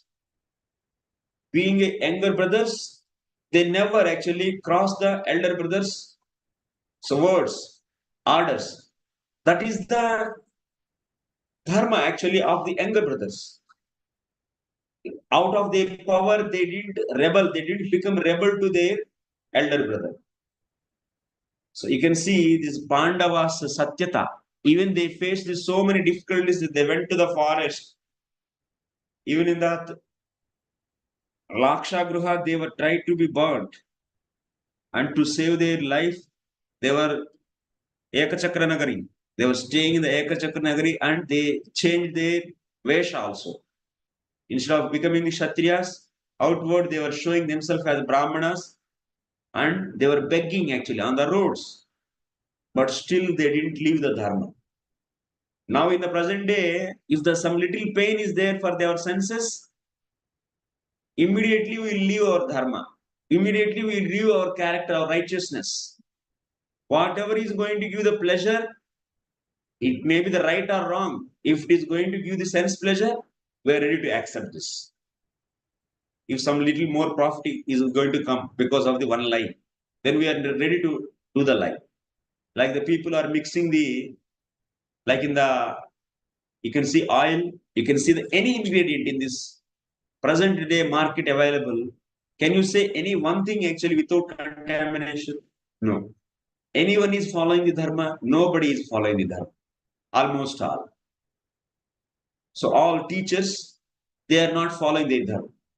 Parents, they are not following their dharma. Wife is not following. Husband is not following. Children not following. Guru not following. Shishya not following. Because they don't want to get any pain for the senses. They want sense gratification. But you can see in this Mahabharata how the Pandavas, even out of any kind of difficulty which is coming for their body, so they are bearing that and they follow the Satyatam. Pandavanam cha Satyatam. Matra sparshastu kaunti sitoshna sukadukada agama painotam titikshasva bharata. One has to follow the dharma. Even there is a pain for the pleasure and sometimes pain. They has to bear it. So that you can see elaborately in this. So that what will happen? If you follow dharma, what will happen? If you follow dharma, you will be in the mode of goodness. And being in the mode of goodness, you can understand the instructions of the sadhus very clearly, very easily and directly and properly. And you can understand the goal of the life. You can understand the secret of the instructions of the sadhus and guru. If you are not in the mode of goodness, you cannot get any kind of spiritual progress. It's impossible. Your sadhana is also will be dwindled actually. Your sadhana, your everything will be dwindled. So that's why one should follow the dharma very strictly to be in the mode of goodness. Durvritam dharta rashtranam uktavan bhagavan rishi. So the Goswami is saying to Saunakadi rishis. So my dear, so rishis, in this Mahabharata, Vyasadeva described the wickedness of Dhritarashtra and the sons of the Dhritarashtra, Duryodhana, Dushasana and others, Shakuni, Karna. These are the four. Dushta Chatushtayam. Duryodhan, Dushasan, Karna and Shakuni. All the time they are having this assembly and they used to discuss how to destroy Pandavas. And these all four and their conclusions, their meeting minutes are supported by Dhritarashtra. He never say no to his son. So you can see how they are so weak and they gave the troubles to Pandavas. Idam shatasahasram tu lokanam punyakarmanam upakyanai saha neyam adyam bharatam uttamam. Shata sahasram, 100,000. This book is 100,000 means 1 lakh. There were 1 lakh slokas were there. Actually, initially Vyasadeva made 24,000 so Mahabharata. That's a small Mahabharata he made. Then after that, what he did? He expanded that. No, this is not. Then he wrote, how much big one? 60 lakhs of Mahabharata he wrote. Shashtim sahasrani chakaran anyam sahasamitam. 60 lakhs of Mahabharata he wrote. In that means 60 lakh Mahabharata means in that 30 lakhs Mahabharata. That's a bigger version of the Mahabharata. 30 lakhs Mahabharata he gave to the Devatas. Then after that, 15 lakhs of Mahabharata he took out and that he gave to the Devatas. And 14 lakhs of Mahabharata, that another version that he gave to the Gandharva Devatas. How many out of 60 lakhs? 30 is over, 15 and 14. That means 59 lakhs. 59 lakhs of Mahabharata is given to various people and 1 lakh slokas Mahabharata is given to all of us. So that is the Mahabharata we are studying, 1 lakh Mahabharata. In this Mahabharata, you will be seeing the description of 2 trees. Very important sloka this is. This is Mahabharata is describing the 2 different trees. Duryodhano manyumayo mahatrumaha skanda karna shakunistasya shaka dushasana pushpaphale samruddhe mulam raja dhritarashtra manishi.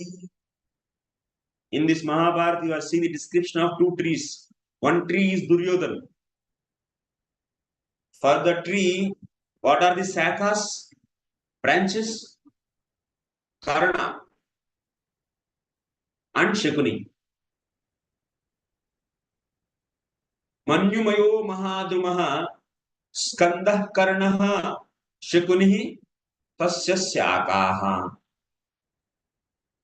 Branches and sub-branches are Karna and Shakuni. Dushasana pushpa phale samruddhe. Dushasana is the flowers and fruits of the tree. And what is the root of the tree?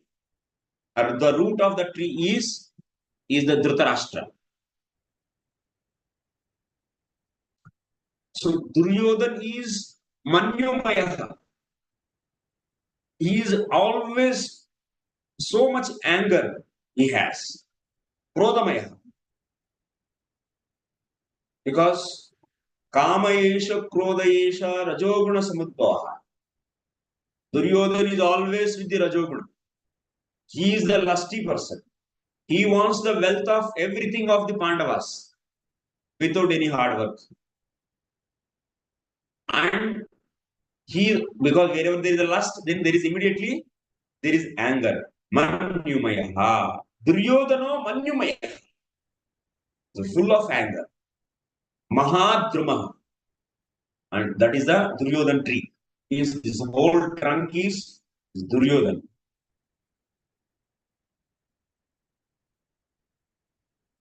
For the tree, the branches and sub branches are Karna and Shakuni. Karna is always encouraging Duryodhan, always give the support. Duryodhan is so rebellious. Duryodhan by nature, he doesn't have any powers. He doesn't have any internal powers like Pandavas. That means he is not so much strengthful person, no. He is a weak person. But he is still excited to defeat Pandavas because he always see the support of the Karna. Because of the Karna support, that means other support.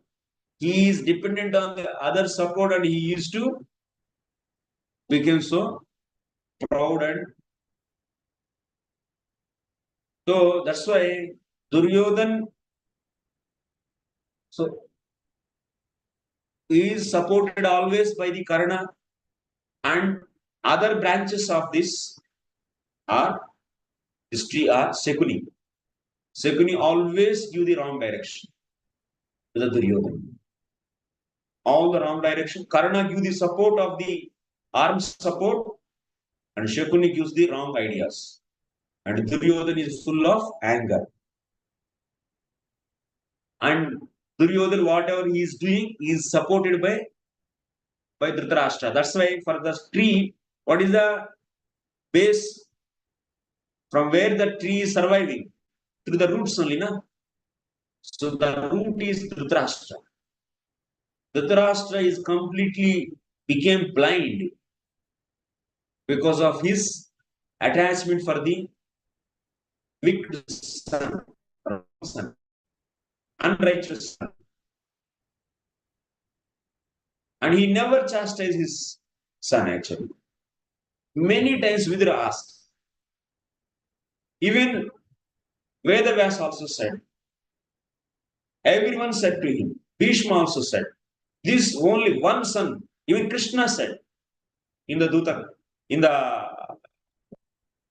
when he came as a messenger on behalf of Pandavas, at that time he said, my dear Dhritarashtra, so just leave one son.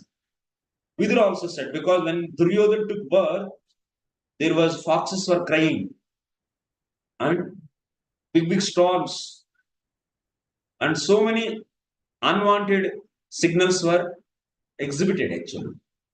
At that time, all the Brahmanas and others also said, this son is the cause for the destruction of all the Kauravas. Kuru Vamsha will be finished. So at that time, Dhritarashtra was hinted also and suggested by all the people just to kill his son. At least before the Kuruksetra also Krishna said, just you kill one son, like how I kill Kamsa. Krishna give the example actually. I kill Kamsa so that all the Yadus became happy actually. And this son, if you lose one son, you will be getting the 99. like that he said. But this father is so blind out of the nowadays also fathers are so much attached to their sons. They don't care for in what way they are going in their life. Whether they are drinking, they are playing the games, gambling games, or moving with the girls, illicit sex if they are doing in the various colleges, they are busy, so-called busy, and they are busy in their earning their money for their sense gratification, and they don't follow the dharma as their father, and their children are not corrected, like in the case of the Dhritarashtra. So he didn't correct the Duryodhan. The same way, these fathers also not correcting the children, and the children are falling day by day. Actually, father is having the right to correct a child, a son, and this is such a demonic culture now. Society is becoming so much demonic because of this. So demonic rules are encouraged on the name of so-called CPT, on the name of child protection. What is the real meaning of child protection? Really, protection of the child means making them to walk on a righteous path. That is a child protection. Actually. They should not be attached to the sense gratification in this material world. They should be guided to walk on the righteous path and becoming the servant of the Krishna. That has to be taught. That is the real protection. Not that the just one small beating is going to give the pain to them. Even the fathers also don't know how to behave with the children. Children also doesn't know how to behave with father. And completely mess up. And that's why Vyasadeva was seeing this future and he wrote, and if you don't protect your child, what is going to happen? He is the cause for the destruction of entire your dynasty, and that is being described in this Mahabharata. Duryodhano manyumayo mahadramaha skandah karnasya kuristasya chapa dushasana pushpa phale samruddhe mulam raja datarashko manishi. There is one more tree in this Mahabharata. That is Yudhishthira. That tree name is Yudhishthira. Mahadramaha Dharmamaya. Duryodhana is Manyamaya. That means full of lust and anger. And Yudhishthira is Dharmamaya. All the time he is in the righteous path. He don't care for his body. He never care for the material pain and pleasure, which is belong to the body. But he always follow his dharma. And that is Yudhishthira. Mahadrama. So this trunk is Yudhishthira for that tree. And what are the branches of that tree?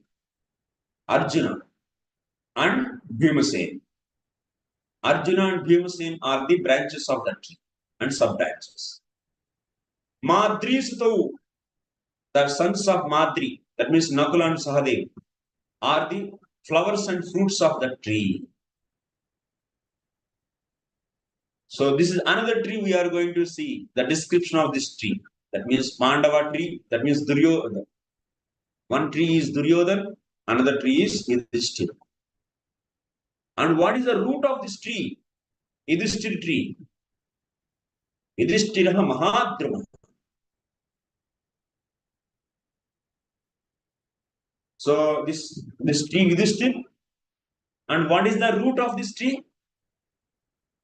Mulam Krishna Brahmacha Brahmanascha. For this tree, there are the three roots are there, not one. Three roots. What is that? One is Krishna. Second is all the Vedas. Third one is Brahmanas. There are the three. There are three roots are there for this tree. For the tree, the water is supplied and all the minerals and everything is supplied from the roots. For the Pandavas, and also it is standing because of the root. All the Pandavas are standing because of Krishna actually. So that's why from this Mahabharata you should know how to dependent on Krishna. Because Pandavas always surrendered and dependent on Krishna, and that is a thing you learn. And Vedas. Vedas also important. Vedic culture is important. And also Brahmanas. Brahmanical culture is also important. But nowadays, we say that we are dependent on Krishna and we don't want any culture, we don't want any Brahmanical culture, and we don't want any scriptures, and we are the full surrendered devotees and no rules and regulations. We are beyond everything. Like that, in our society also people are declaring and they are doing whatever they want. On the name of the devotion, they are doing the violation of the dharma and sense gratification, and more he leaving one husband, the 10 husbands, leaving wives and marrying another dozens of wives, and saying that, oh, she's not cooperative for my bhakti. Giving the name of the bhakti and doing the sense gratification. This is not at all good, actually. So Shastra is saying, Prabhupada says, so many values are there in the Shastras. And Brahmanas means Brahmanical culture. So that has to be one. That means even he is the devotee is transcendental, is beyond the modes. But still to set an Yadidatirthi Sreshta Tattadeve Tarojana Sayat Pramanam Kurute Lokastadal Vartate. Krishna is saying, my dear Arjuna, I don't need to do anything. I am so there is nothing is there to fulfill me. To fulfill her, nothing is there. Sarvakami, everything he got. Krishna is completely satisfied, is fulfilled with all the desires. But still he is coming and he is acting as a Kshatriya. He is acting as father, he is acting as a son. Why? To set an example to the society. Same way, devotees also should follow their dharma. Who are not in the pure devotion, they has to follow to come to the pure devotion. Who are already in the pure devotion, to set an example to the society, they also should follow. They should not say that whatever I want, because I am beyond the modes, whatever I want, I can do that. No, that's wrong actually. So for the Pandavas, who are the pure devotees, who is the root for that? The tree, Krishna, Brahma and Brahmanas. Brahmanas means you should take also Namo Brahmanya Devaya Go Brahmanya Hitaya Cha Jagat Hitaya Krishnaya Govindaya Namo Namaha. So Brahmanas means you should take next minute Brahmana, you have to remember all that name, cows. Cows also automatically Brahmanas cha, from the Chakara you should take cows. Cows are the very important. Cows are the real wealth. Cows are the base for our existence on this universe. Without cows, our existence is impossible actually. Brahmanical cows culture means Brahmanas and cows. So that's why Krishna is the protector of Namo Brahmanya Devaya, Go Brahmanya Hitaya. He is the well-wisher of the cows and the Brahmanas. Why the Brahmanas? So Brahmanas are always controlled by their senses. They always control their senses, their mind, and they are doing the austerity. They live the life, very simple life, not the sinful life. They are not the hankering, running off the money or the sense gratification. Always give the right direction to the society. And what is the based upon the scriptures? Where the scriptures always establishing the Krishna as the supreme personality of God. So that's why these Brahmanas are very simple. They have the lot of power. Even if these Brahmanas, by their austerity, they can create this so much for their sense gratification, so many things for their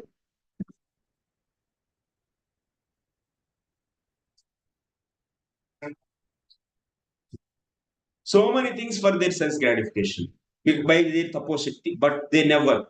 Now the scientists, they are doing the tapasya, austerity, sitting in the laboratory and doing the research and studying so much avidya and finding the different new rules and regulations, and they are producing the objects for the sense gratification. They are not the Brahmanas actually.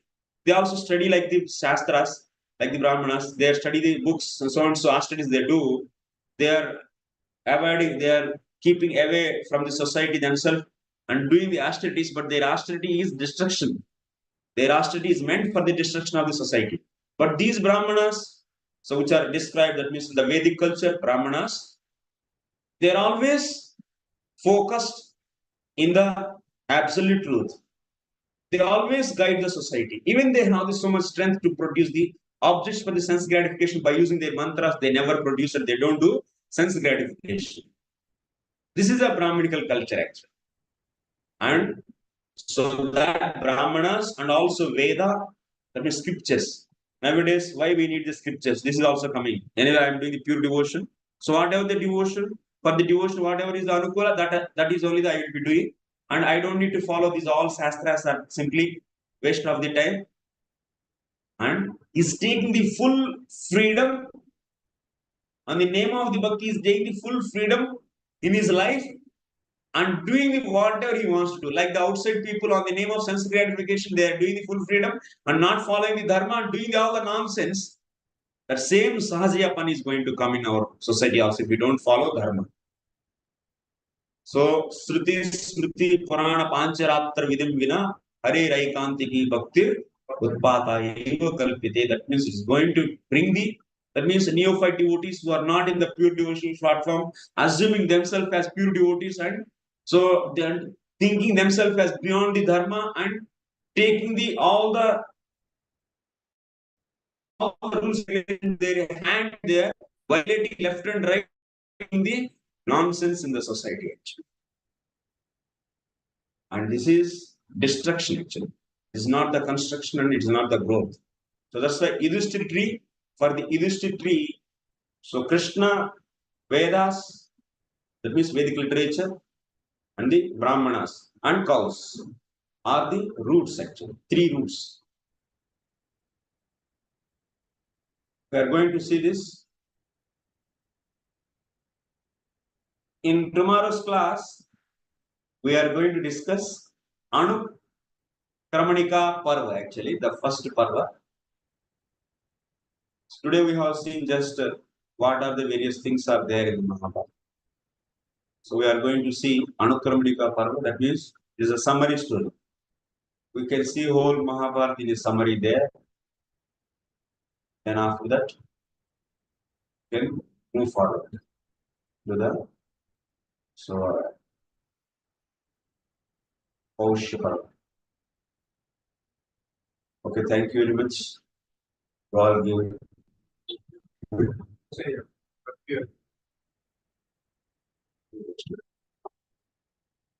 अभी इतना समय बैठे हैं. Any questions?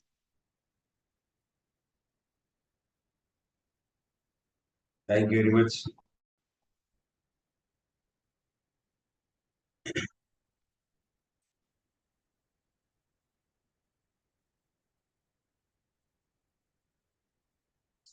Hare Krishna. We'll meet in tomorrow's class. Pancaka kalpatarubhyascha kripa sindhubhyo cha patitanam pavane Vaishnavi. Ananta Koti Vaishnava Bhaktivinoda ki jai, Srila Prabhupada ki jai.